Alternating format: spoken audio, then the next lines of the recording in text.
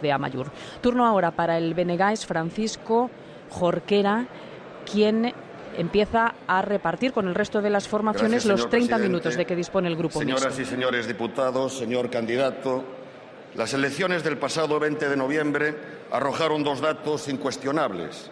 Por un lado, su partido obtuvo una victoria indiscutible, pero por otro lado, los ciudadanos apostaron por un mapa político más plural, por un menor predominio del bipartidismo.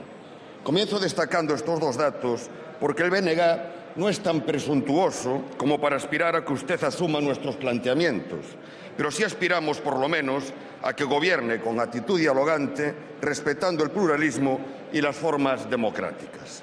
Algo exigible siempre a todo gobernante, pero que es particularmente recomendable a un presidente que ejercerá su labor en un contexto de profunda crisis. Entre otras cosas, para que esa crisis no lo acabe devorando a él también. Y le confieso que tenía esperanza en que esa fuese su actitud, pese al recuerdo de lo que representó la mayoría absoluta del señor Aznar. Pero debo de confesarle también que la posición de su partido en la mesa de la Cámara, aplicando la ley del embudo a la hora de interpretar el reglamento en la conformación de los grupos parlamentarios, ha defraudado esa expectativa. Lo consideramos un mal comienzo, un indicio muy preocupante de lo que puede representar esta legislatura para la calidad de la democracia. Como nos parecen muy preocupantes muchas de las medidas que usted anunció ayer.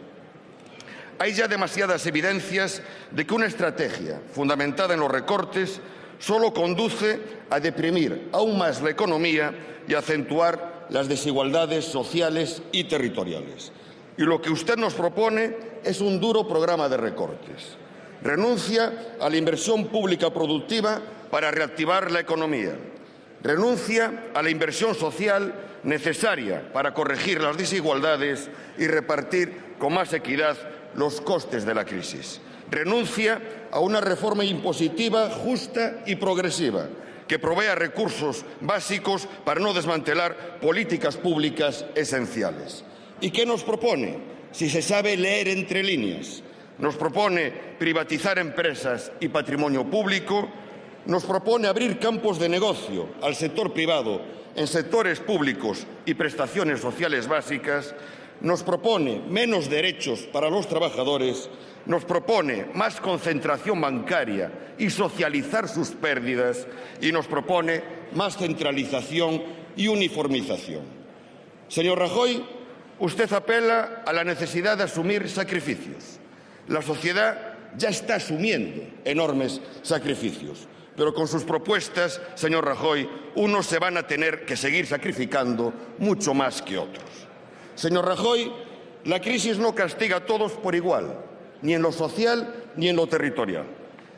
Galicia es la comunidad donde más se incrementó el paro en términos absolutos el pasado mes de noviembre. Y la segunda, en lo que llevamos de año, en descenso del índice de producción industrial. Desde que su partido asumió el gobierno de la Xunta, la tasa de desempleo se incrementó en 5 puntos, un punto más que la media estatal. Esto en una comunidad que es la tercera con menor tasa de actividad. Esta realidad tiene que ver, por supuesto, con las políticas desarrolladas en el ámbito interno, pero también con la forma de inserción económica de Galicia en el Estado español y en Europa, con el papel que se asigna a nuestro país, a nuestra nación, en estos ámbitos. Desde que su partido gobierna en Galicia, la Xunta ha mantenido una actitud muy exigente con el Gobierno central, hasta el extremo, en algunas ocasiones, de ocuparse más de hacer oposición al gobierno del señor Rodríguez Zapatero que de gobernar para intentar resolver los importantes problemas que tiene nuestro país. Ahora se va a abrir un escenario en el que el Gobierno central y la Xunta de Galicia van a tener el mismo color político. Será, desde luego, interesante constatar si por parte de la Xunta de Galicia va a haber esa misma tensión reivindicativa. Pero, sobre todo, aquí, en el Congreso de los Diputados, será importante constatar si por parte de su futuro gobierno se van a atender demandas básicas para Galicia. Este debate es la primera oportunidad para constatarlo. Desde que se reformó el sistema de financiación de las comunidades autónomas de régimen común, fueron continuas las discrepancias entre la Xunta de Galicia y el Gobierno central sobre su interpretación y aplicación, hasta el extremo que la Xunta de Galicia responsabilizó al Gobierno central de todos los recortes por el impago de 850 millones de euros por distintos conceptos. Nosotros apoyamos la reclamación de que se salde esta deuda. ¿Asume usted el compromiso de saldar esta deuda con Galicia? ¿Está dispuesto a ampliar el plazo de devolución de los 500 millones de euros resultantes de las liquidaciones negativas de los anticipos a cuenta de los ejercicios 2008 y 2009? Señor Rajoy, en Galicia nadie discute que padecemos una importante desigualdad de partida en materia de infraestructuras, fruto de décadas donde se priorizó la inversión en otros territorios. Para corregir esta situación, el BNG introdujo en la política estatal la demanda de que la inversión en Galicia representase como mínimo el 8% de la inversión total en este capítulo, es decir, 2 puntos más de los que nos corresponde por población para corregir esas desigualdades de partida. Una demanda, por cierto, que fue atendida en los últimos ejercicios presupuestarios. ¿Se compromete usted a asegurar este porcentaje de inversión a lo largo de esta legislatura? ¿Está dispuesto a despejar el horizonte de conclusión de nuestras infraestructuras ferroviarias, comprometiendo un calendario creíble, acompañado de las previsiones presupuestarias que lo hagan posible?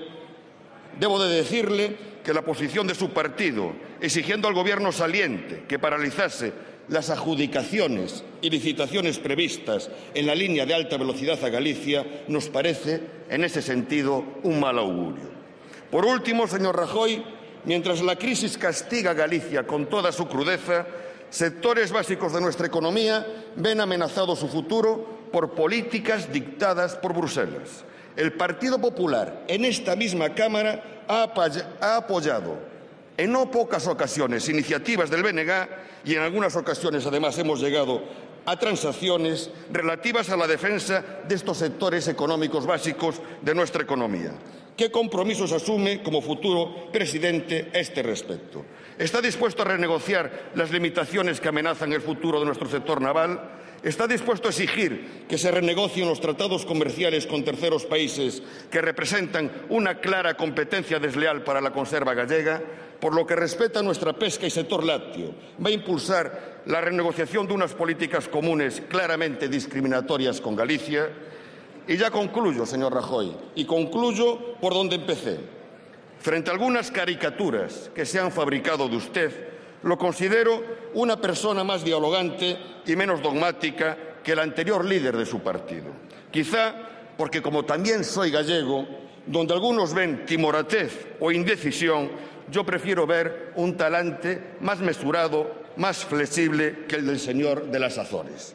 Por eso, pese a nuestra profunda discrepancia con los acuerdos adoptados por esta mesa de la Cámara, pese a nuestras evidentes diferencias políticas que harán que el BNG vote en contra de su investidura, mantenemos, en cualquier caso, nuestra predisposición al diálogo. Pero eso sí, espero que en su réplica dé respuesta concreta a las cuestiones que le he planteado a lo largo de esta intervención. Muchas gracias.